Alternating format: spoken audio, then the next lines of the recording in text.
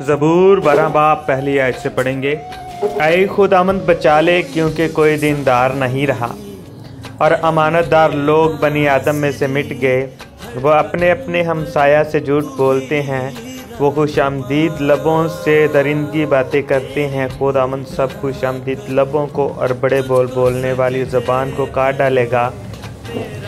वो कहते हैं हम अपनी ज़बान से जीतेंगे, हमारे होंठ हमारी ही हैं, हमारा मालिक कौन है। गरीबों की तबाही और मस्कीनों की आह के सबब से खुदावंद फरमाता है कि अब मैं उठूँगा और जिस पर वो फंकारते हैं उसे अमनो ईमान में रखूँगा।